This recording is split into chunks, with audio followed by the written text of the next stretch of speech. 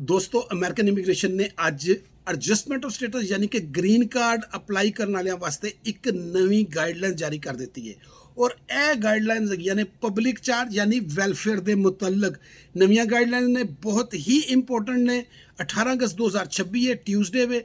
पहली गल याद रखो कि यह गाइडलाइनस हर फैमिली वीजे वाले वास्ते वे, भावें वो ग्रीन कार्ड होल्डर की फैमिली है तो भावें सिटीजन की फैमिली है। हर वर्क वीजे वाले वास्ते वे, लॉटरी वाले वास्ते वे। अगर कोई एग्जम्प्ट है जिसके उत्ते यह गाइडलाइनस लागू नहीं होणगियां तो वो असाइलम सीकर ने, रेफ्यूजीज ने, यू वीजे वाले ने या कुछ होर कैटेगरीज के लोग ने, लेकिन मेन सारिया कैटेगरीज ये कवर होणगियां। दूसरी गल कि यह 18 सितंबर 2026 तो शुरू होनिया ने, उस तो पहले नहीं है। अज कल इतलाक नहीं होएगा, 18 तो बाद होएगा। हुण गाइडलाइन सुनो, हर वो बंदा जो एडजस्टमेंट ऑफ स्टेटस करेगा, अगर उन्हें उस तो पहले कोई वैलफेयर लईए, वो फूड स्टैंप हो सकती है, वो जनाब तुहाडा मैडिकेट हो सकता है, हाउसिंग हो सकती है, कैश सिस्टम कुछ भी लिया है, उन्होंने हुण इहदे पब्लिक चार्ज च गिनिया जाएगा कि यह बंदा पब्लिक चार्ज रिस्क है कि इन्हें लईए। लेकिन वो एक होर बड़ी इंपोर्टेंट गल उन्होंने पाती है कि जिन्हें अप्लाई भी की है, दोवां नूं, अप्लाई करने वाले नूं भी और जिन्हें लई है, दोवां नूं इहदे विच लिया जाएगा। जिन्हें अप्लाई की उन्होंने नहीं मिली, वो भी मुफ्त दे विच उन्होंने भी रगड़ा लग जाना है। हुण सिर्फ यह नहीं, होर भी चीज़ां ने, पूरा एक सबजैक्ट है। हुण एक एक करके सुनी जाओ। इस तो इलावा की देखा जाएगा कि तुहाडा I-864 एफिडेविट ऑफ सपोर्ट, अगर तुहाडा सैल्फ है कितना स्ट्रोंग है, वैरी गुड। सैल्फ कर रहा, हसबैंड वाइफ वास्ते कर रहा, भैन भरावां वास्ते कर रहा, माँ प्यो वास्ते कर रहा, गुड टू गो।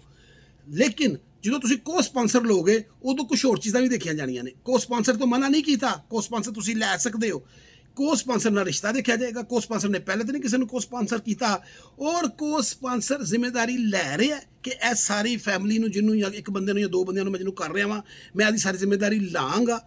यह चीज़ां हुण देखिया जाणगियां I-864। अगली चीज़ देखी जाएगी तुहाडी एज, तुहाडी हैल्थ, तुहाडा फैमिली साइज, तुहाडे एसेट्स और तुहाडे अंदर कोई हुनर है, तालीम है, की है, यह सारिया चीज़ों को मिला के देखा जाना है कि यह बंदा किधरे पब्लिक चार्ज वैलफेयर के तहत नहीं चला जाएगा। यह चीज़ों चो अगर देखेगा कि नहीं यार ए कोई मसला है, पहले लिया है या यदा I-864 मजबूत नहीं गा या कोई भी मसला है, तो फिर वो तुहाडा केस रिफ्यूज़ भी कर सकता है और नाल तुहानूं एक होर चीज़ ते पा सकता है। वो चीज़ की है भला कि तुहाडे कोलों बांड का तकाजा कर सकता है। पहले नहीं तुसीं बांड ले जा सकते, वो तुहानूं कह सकता चल भी बांड दे, किन्ने दा दे किसी को नहीं पता। वो उस मौके के उत्ते अफसर फैसला करेगा कि जा भी 2 लाख का बांड लाया, 1 लाख का लाया, 50,000 का लाया, और बांड जो है 5 साल तक वो गौरमेंट को रहेगा। वो बेस के उत्ते तुहानूं ग्रीन कार्ड मिल जाएगा कि भाई ठीक है, बांड तो करो सैटिस्फाई हो जाते हैं। बांड सिर्फ देने नाल नहीं उन्होंने सैटिस्फाई होना, बांड उन्होंने एक्सैप्ट भी करना है, वो भी अप्रूवल आनी है, फिर उन्होंने तुहानूं कहना ठीक है जी। ये हुण नवीं गाइडलाइनस आ गई। ये कुछ सवाल उठ रहे हैं, मैनूं पता है, वो जवाब मैं तुहानूं पहली वीडियो दे देना। पहला सवाल है उठना कि यार वैलफेयर किस ना कोई बंदा लै सकता है बगैर अपना ग्रीन कार्ड तो पहले, या एडजस्टमेंट ऑफ स्टेटस तो पहले किस ना कोई लै सकता, तो ग्रीन कार्ड वालों इन्नी मुश्किल मिलती। तो दोस्तों बहुत सारिया स्टेटां ने और बहुत सारे शहर ने जेडे दे रहे हैं, वो इस टाइम मेरा वीडियो भी देख रहे होंगे, उन्होंने पता है कि बहुत सारी जगह तो मिलती है, जिहदी वजह के नाल उन्होंने यह कानून बनाया है। अन्ने वाई तो नहीं बनाता ना। अगर यह सवाल साढ़े जहन च आ सकता तो उन्होंने जहन च साढ़े तो 1000 गुणा ज़्यादा आ सकता, उन्होंने बिजनेस ही है। तो कई जिन्होंने मिलदियां ने उन्होंने वास्ते अब मसला बनेगा, या जिन्होंने अप्लाई किया जो शहरों च बहुत ज़्यादा सख्ती है, स्टेटा बहुत ज़्यादा सख्ती है, उन्होंने तो उन्होंने तो मसला ही नहीं लगा, उन्होंने टेंशन खत्म हो गई।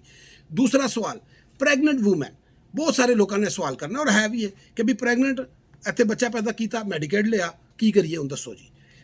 इस गल के उत्ते उन्होंने एक लाइन भी नहीं लिखी पूरी गाइडलाइन। मैं 1.5 घंटे तो पढ़ रहा, 2 घंटे तकरीबन होए ने इनू आया गाइडलाइनस नूं, 1.5 घंटे तो पढ़ रहा, मैनू किधरे प्रैगनेंट वूमन नहीं मिली। मैनू पता सी मेरे लोगों ने सवाल मेरे को करना है, लेकिन याद रखो है वो भी खतरे की घंटी जे। मैं पहले तुहानूं दस देवां कि अगर प्रैगनेंट वूमन ने लिया वो भी खतरे की घंटी है, एमरजेंसी मैडिकेट लिया वो भी खतरे की घंटी जे।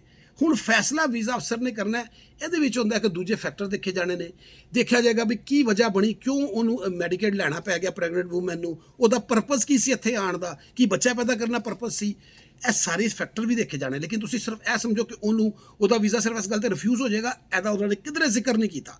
जो जिक्र किया लफ्ज़ बाय लफ्ज़ मैं तुहानूं दसदा है। इत्थे हुण जरा थोड़ा जिहा सीरियस लैना है। मैं किन्ने दिनों तो कह रहा सैल्फ स्पॉन्सर वाले पासे आओ या फैमिली स्पॉन्सर वाल आओ, कदी ए हुण जिहड़ा फैमिली फ्रेंड वाला सिस्टम है इहदे चों निकलो, क्योंकि American immigration day by day सख्त तो सख्त होती जा रही है। चैनल में सब्सक्राइब कर लेना। Thank you so much.